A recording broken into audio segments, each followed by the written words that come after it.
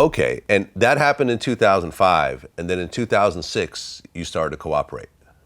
Right. So what happened was, I got arrested for I got arrested for a RICO, and so I mean a lot of I did cooperate, but there was a process that led up to that. Things happened in my life that brought me to that decision, because that was probably the hardest decision I ever made in my life. It took me over a year to process that decision, to actually finally do it, because a lot of things led up to that. It started when I was in prison, and it actually started when my father died. My father died, then John Gotti died. Tony Lee had been dead before that. And the people that were out there, the class of wise guys that were out there, what they did to my family, the money, they took it was a process. And then when I got arrested in 2005 for the murder, it took me over a year, and I was trying to fight the case. I needed money for lawyers. I had no money. Nobody was looking out for me. Nobody wanted to help me. I was reaching out to people. They were telling me, you made your own bed, now sleep in it, so-called big wise guy bosses. And a couple of times I picked up the phone. I would hang the phone up. I picked up the phone. I hang the phone up. I couldn't bring myself to do it. And then things were happening with my co-defendants. Like, I sort of felt like these guys were trying to put all the weight on me, because I was the last person with him. Like, I picked him up, and so I was the last person to be seen with him.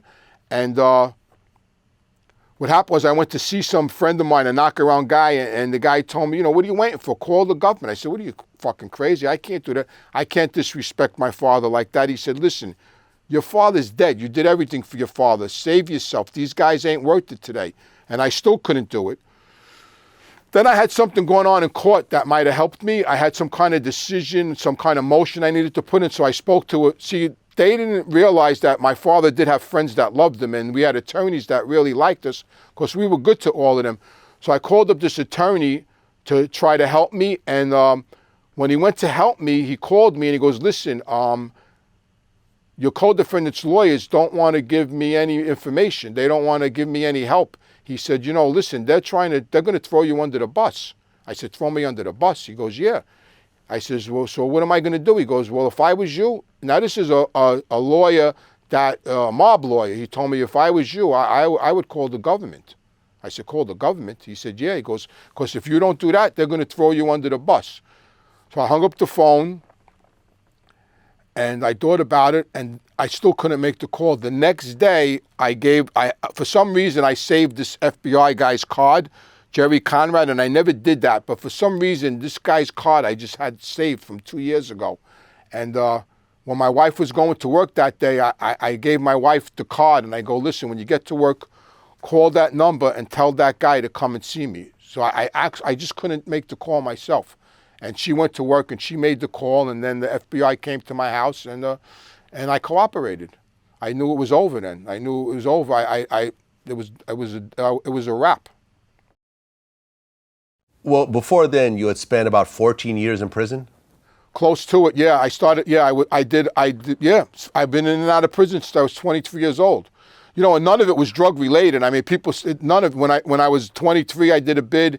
Then I got clean in 88. I've been clean almost 33 years now. I mean, I haven't, had a drink or a joint or nothing. I mean, I've been in recovery for 33 years.